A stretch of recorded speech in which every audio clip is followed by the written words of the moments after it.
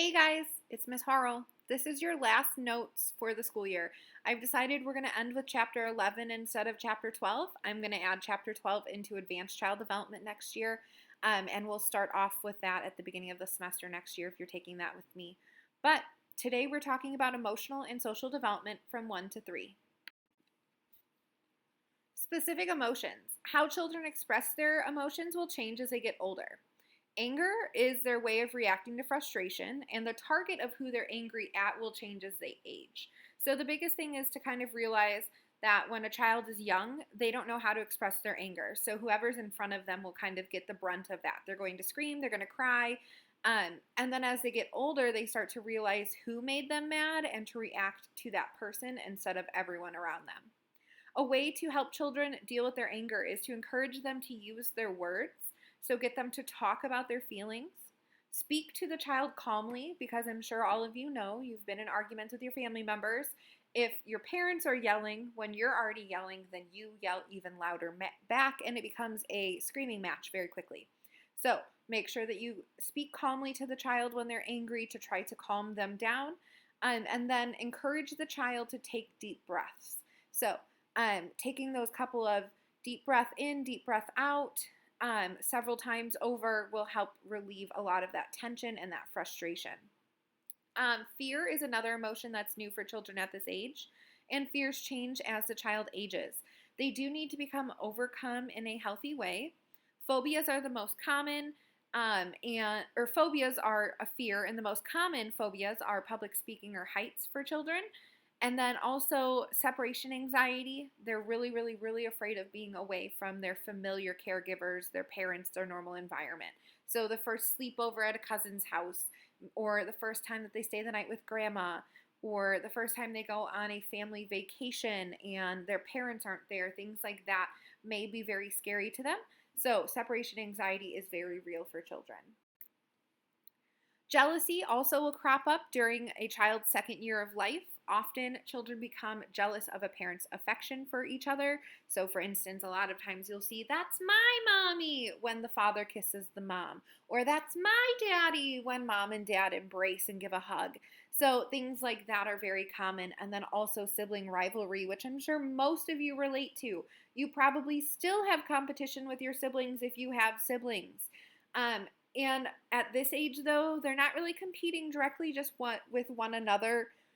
They tend to be like competing with each other over parents' affection. They want to have the most attention, the most love, the most praise from mom and dad, not necessarily who is the smarter sibling or who is the faster sibling. From 1 to 3, that's usually not their concern. Then love and affection. Relationships that they form now become the basis for their capacity of love and affection later in life. So it's really important for a child to have a positive relationship that's fostered right away in life with a caregiver. So you have to teach a child how to love, and they only learn that by being loved. So love needs to be strong, but it shouldn't smother the child either. And then empathy. Children become more aware of those around them and have the ability to understand how others feel. So when teaching a child empathy, you need to basically teach them that when they hurt somebody else, that they need to apologize. So for instance, if a child takes another child's toy, the child that had the toy that no longer has it now starts to cry. And then hopefully through empathy, the child who took the toy will recognize that they hurt that child's feelings and that they will apologize and give that toy back to the crying child. Emotional adjustment is related to early patterns between the familiar adults and the child. This will shape their relationships later on in life as a friend, a coworker, and a spouse. The signs that a child has healthy relationships with their parents are that they seek approval and praise from their parents. They turn to their parents and caregivers for comfort and help in times of need. They tell their caregivers about significant events so they can share in the joy and sorrow. And obviously, as a 2-year-old, significant events can be something really awesome, like they got to finger paint at school today. It doesn't have to be something super serious. And then also, they accept limits and discipline without too much resistance. And another indicator of emotional adjustment is a child's relationship with their siblings. If they get along with their siblings the majority of the time, that means they're probably adjusting well emotionally. It's important to promote positive self-concept in children. Children who see themselves as good and capable have a positive self-concept, but the opposite is also true. Young children will believe what other people say about them. So if they're told, you suck, you're stupid, you're dumb, you'll never amount to anything, that's what they're going to believe. So the opinions of what other people think of them will actually alter how they're going to behave. So a child who is told, you're too stupid to ever learn anything, how do you think they'll behave in school? Probably not very good, because they've been told they already can't learn. So things like that are a major concern for young children. Even toddlers who don't understand the words that their parents are saying, they understand body language and they understand tone of voice.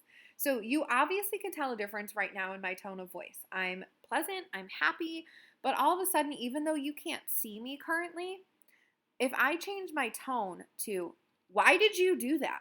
I can't believe that you would talk that way. Even if you can't hear it even if you don't know my words, you hear it in my voice. You can see the difference. So that's really, really, really important with young children. Even when they don't understand the words, even if they don't know what you're saying, they can tell the change of the tone. Their mastery of skills will also influence their self-concept. So it's important to teach children that practicing makes perfect, kind of that idea. The more you practice, the better you get at something, the more likely you are to master it. So never discourage a child. Never tell them they're too dumb. Never tell them they're too stupid. Never tell them that they can't amount to anything, because a child can do anything they set their mind to with a little bit of encouragement and a lot of love. To discourage negative behaviors, we need to teach and praise children for acceptable behaviors. This also helps promote their self-esteem. So, how to discourage these negative behaviors? Explore their feelings. So find out, why did they do the bad thing? Why did they push their sister? Why did they bite their brother? So explore the feelings. What happened behind that action? Then acknowledge it. You can say things like, I understand that you were mad. I understand that you were frustrated. I understand that your feelings were hurt. But then give choices. So you can say something like, well, since this happened, do you want to do this or this? Or in order to prevent biting your sister next time, maybe what you can do instead is walk away, or come tell me what happened, the parent, or tell your sister why you're upset instead of biting her. All of those things would be good choices to give a child to discourage their negative behaviors. General social patterns for this age group.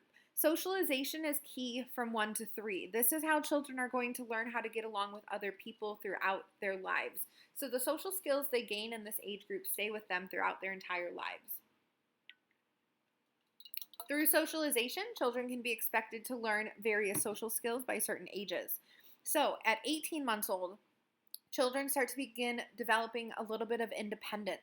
So this can happen with something as simple as when you're feeding the child, that they may try to grab their fork or their spoon and put it in their own mouth. So doing little things like that to try to become independent.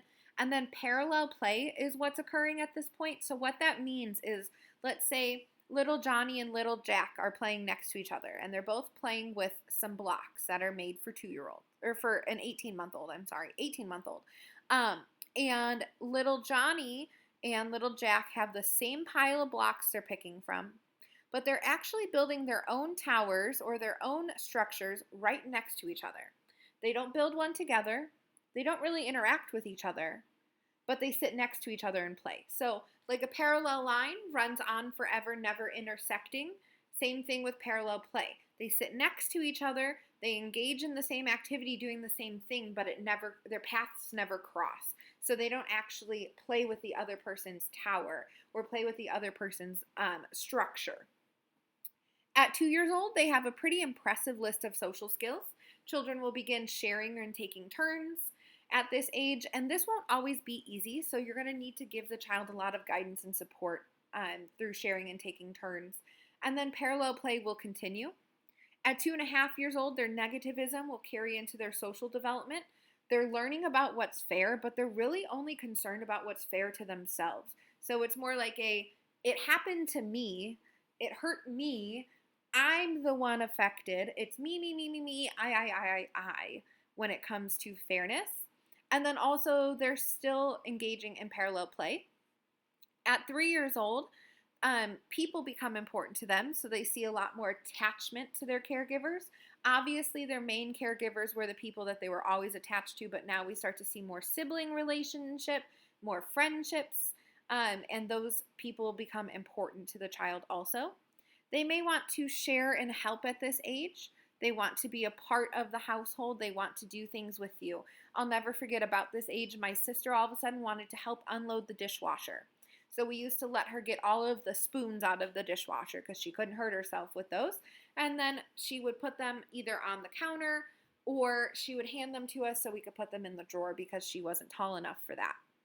Also, at this age, cooperative play begins. So that would mean little Johnny and little Jack, who used to play alongside of each other, can use the same pile of blocks to build a structure together now. They can work together to play together. Also, by this age, children should start to seek friends on their own. So like when you go to the playground, the child should be able to make their own friends at the playground.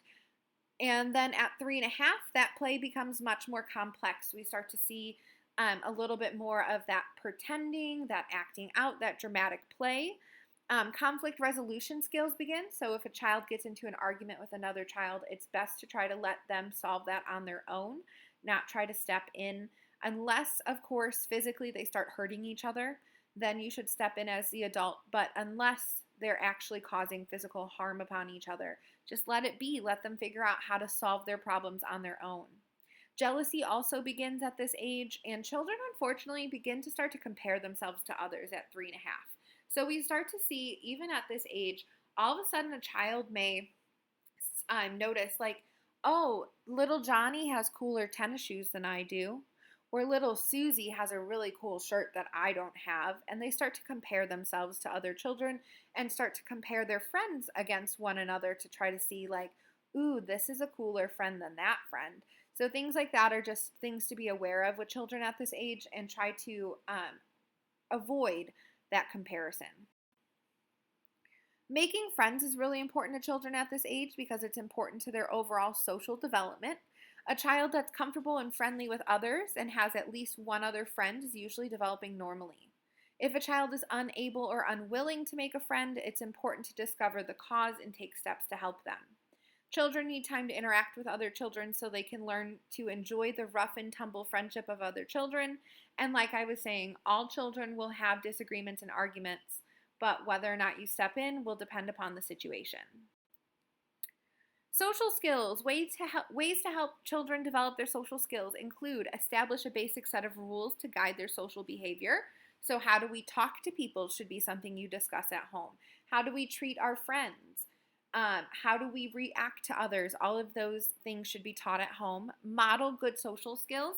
That includes when you're driving down the road and you're frustrated, don't honk your horn and give the middle finger to the person that you are angry at on the road. Remember, children are always, always, always watching. So model those good social skills. Help children understand and respect other people's feelings. Teach them to show respect for other people's belongings. So even though it doesn't belong to them, it belongs to somebody else. So teach them to respect that and to not break or to ruin other people's items. Teach them to use their words rather than physically striking out. So meaning express your anger or your feelings with your words instead of taking action by punching, biting, kicking, or any of those things. And then also help children learn specific social skills. To help guide children's behavior, we shouldn't just make children behave and punish them when they do something wrong. You have to become firm and understanding to help a children develop self-discipline. So what that means is they will start to learn the difference from right from wrong, what they should or shouldn't be doing. But that can't happen unless they're getting the proper guidance at home. Effective guidance helps children learn to get along with others and to handle their own feelings. It also promotes security and a positive feeling about themselves. Guidance will also help children with moral development and developing a conscience. As they mature, they use their conscience to act morally when facing new situations. Approaches by age. So from 1 year to 15 months old, distracting children and physically removing them from forbidden activities or places will work best for this age. They don't understand adult reasoning, so you can't tell a 12-month-old, don't climb on that couch because you could fall down and break your arm. They don't know what that means. So literally picking them up and removing them from that spot and putting them somewhere else as a distraction will work best. From 15 months to 2 years, some spoken restrictions with a distraction or a diversion is important. So saying no, explaining why, and also still removing them is important. From 2 to 3, they should be able to understand your spoken commands and simple explanations. And they should be able to begin to grasp your reasoning that you've been giving them. And then by 3, they should be able to accept your reasonable and loving guidance more readily than they did before. Encouraging independence. Children at this age just want autonomy. If you remember from the very first note guide that we did, autonomy means to be independent. They want to be able to do things for themselves. You should have realistic expectations though of what they can do. Remember, a 3-year-old cannot wash and dry their own clothes. But what they can do is help you get the clothes out of the dryer and fold some of them.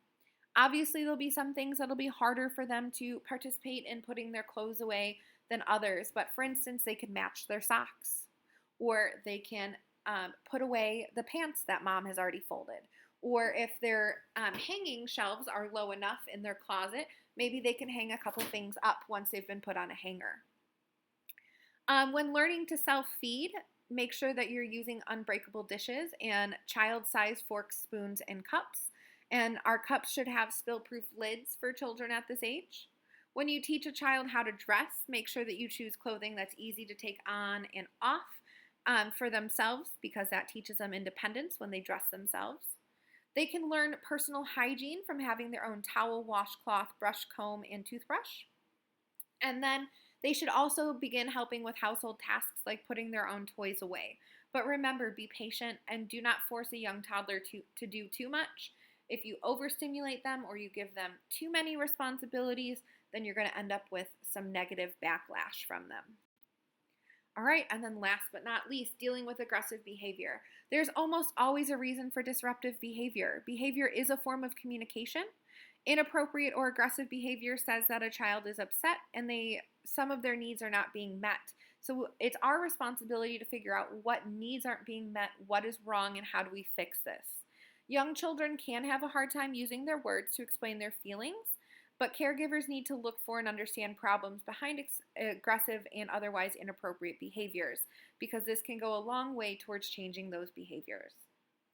All right, that wraps up your notes. That's it for the whole semester. I hope you're all going to stick it out and take advanced child development with me next year. Seniors, I'll miss you, and I hope everything goes really well for you guys in life after high school. If you ever need anything, just like my video said, my door is always open and you can always email me. Everyone else, I hope to see you in advanced child development, and hopefully maybe you've signed up for human and social services also. I'm really excited to see you all there, and I hope you have a great summer.